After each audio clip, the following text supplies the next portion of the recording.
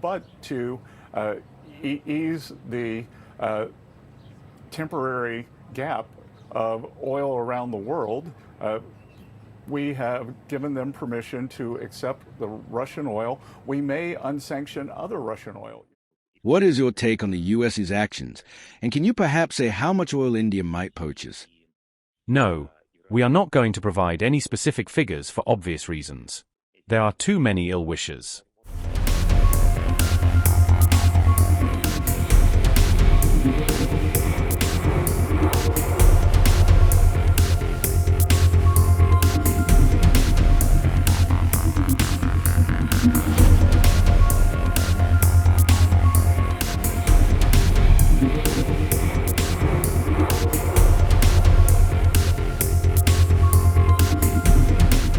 India's energy security or energy sourcing is concerned, the government has stated publicly on several occasions, including me here, that ensuring the energy security of 1.4 billion Indians is the supreme priority of the government.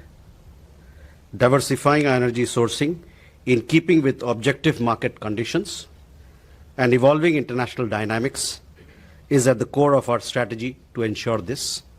All of India's decisions are taken and will be taken with this in mind.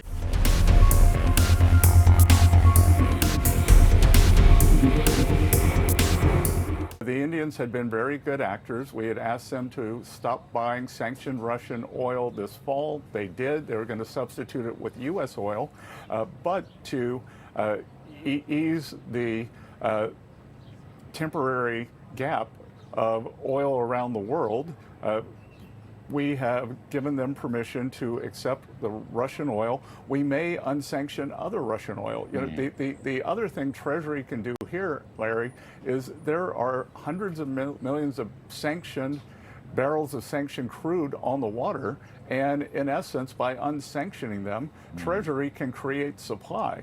And you know, we are looking at that. We will await to hear from CENTCOM and in terms of when they think safe passage is possible. But we've actually seen some Iranian vessels go out. We've seen some Chinese vessels go out. So I think that this could be a matter of, I don't know whether it's a week or 2 weeks, but you know, we are on track to get this solved. You know, the Iranians are fighting on two fronts. They're fighting a losing military battle where they're being overwhelmed. As Secretary Hegseth, the General Kane, and the President have all said, tonight will be our biggest bombing campaign and will do the most damage to the Iranian missile launchers, the factories that build the missiles, and you know, we are substantially degrading them. You know, our campaign has been overwhelming.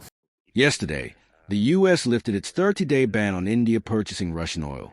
But at the same time, they asked China to reduce its oil purchases from Russia and Iran. What is your take on the U.S.'s actions? And can you perhaps say how much oil India might purchase? No, we are not going to provide any specific figures for obvious reasons. That is the first point. There are too many ill wishers. What we can say here is that we know that both India and China are countries that are guided by their national interests. We do the same. We are continuing our cooperation, including in energy and energy trade, with both India and China. We are seeing an increase in demand, a sharp increase in demand for Russian energy resources and energy products due to the war in Iran. Russia has been and remains a reliable oil and gas supplier, including both pipeline and liquefied gas. We also can guarantee that all contracted supplies will keep being delivered. Iranian Foreign Minister Araghchi said that Russia and China are helping Iran politically and in other ways, including continuing military cooperation between Iran and Russia. Please tell us how else Russia is helping Iran. We are in dialogue with the Iranian side, we are in dialogue with the Iranian leadership, and we will certainly continue this dialogue.